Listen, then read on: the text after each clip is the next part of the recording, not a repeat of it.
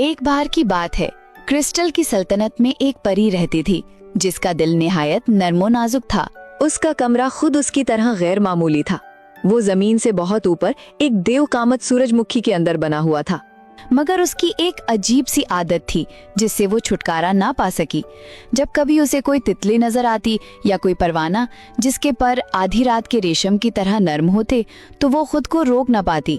वो उसे नरमी से अपने हाथों में थामती, फिर एक चमकते हुए शीशे के मर्तबान में रख देती और उसे अपने कमरे की लंबी अलमारी पर सजा देती।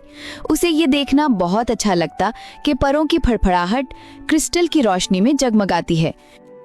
एक रोशन सुबह जब वो अपने सूरजमुखी के कमरे की खिड़की से बाहर झांक रही थी, उसकी करीबी सहेली, एक शोख परी जिसके बाल काई की तरह सब्ज थे, पर फड़फड़ाती हुई आई।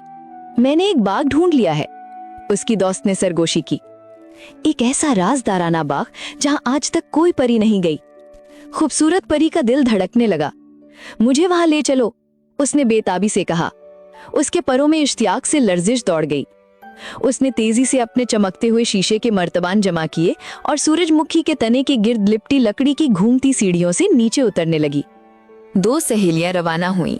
जो रास्ते उन्होंने तय किए वो ऐसे थे जैसे परी ने पहले कभी न देखे हों। एक रास्ता शीशे जैसे चमकदार कंकरों से बना था जो अंदर से रोशनी बिखेरते थे। एक और रास्ता उन फूलों से सजा था जो रेशम जैसी नर्म आवाज में राज सुना रहे थे। आखिरकार रास्ता खुलकर एक छुपे हुए बाग तक जा पहुंचा और वो मंजर क्या ही शानदार था। बाग फैलकर एक ख्वाब की मानंद दिखाई दे रहा था। फूल ऐसे रंगों में खिले थे जिन्हें शायद कभी किसी ने नाम न दिया हो, नर्म गुच्छों की सूरत में। उनकी पत्तियां यूं झिलमिलाती थीं जैसे अंदर छोटी कंदीलें रोशन हों। मुड़ती हुई शाखों से मोती जैसे फल लटक रहे थे जो मीठा रस टपका रहे थे।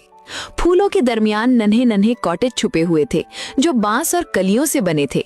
उनकी छतें पत्तियों और फूलों से बुनी हुई थीं, बिल्कुल ऐसे जैसे कुदरत ने खुद घोंसले बनाकर उन्हें तोहफा दिया हो।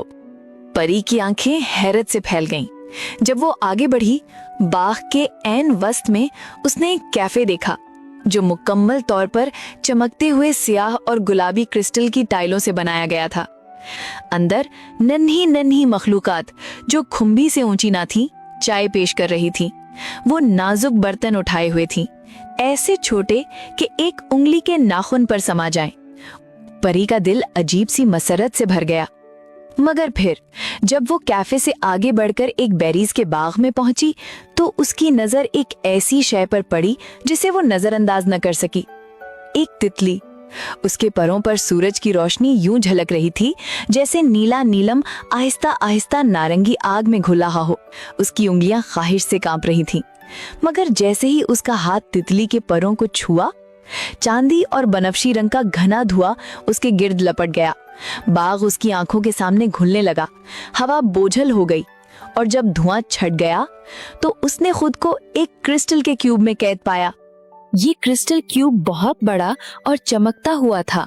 दीवारें पहाड़ी शीशे की तरह मोटी और सख्त। अंदर सब कुछ हसीन था, मगर परी ने इनमें से किसी पर जगह न ली। वो फर्श पर बैठ गई। उसके पर लरज रहे थे। उसने पुकारा, मगर आवाज सिर्फ दीवारों से टकराकर वापस आई, बेअसर। सुनने वाला कोई न था। कफस के बाहर एक नया जहान था।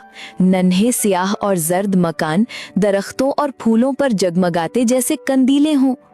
उन घरों से बौने निकले, कद में उसके घुटने तक। वो गोल चेहरे लिए कफस के गिर्द जमा हुए, नजरें हैरत और शौक से भरी हुई।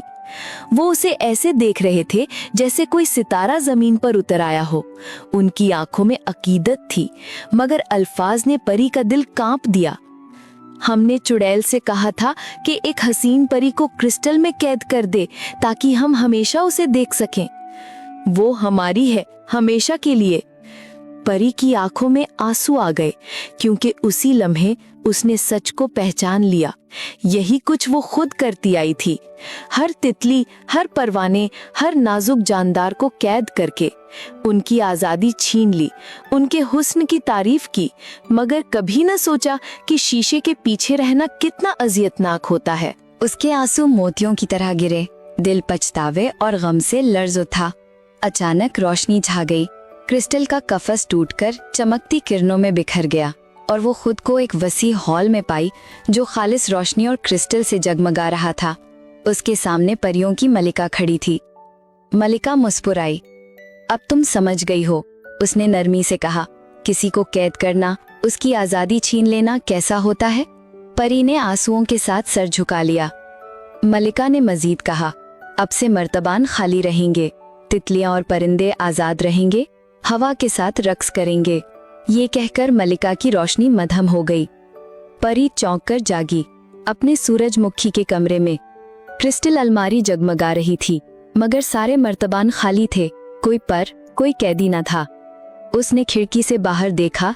तितलियां, जुगनू, सुंडियां सब आजाद हवा में झूम रहे थे, सूरज की रोशनी में दमकते हुए। परी के दिल में खुशी भर गई। अब कैद करने की नहीं, बल्कि आजाद परवाज देखने की। उस दिन के बाद वो बागों में मर्तबान नहीं ले जाती थी, सिर्फ अपनी हंसी, अपनी आंखें और अपना हैरत भरा दिल। और तितलियां उसके लिए धूप में नाचती। वही सब कुछ था।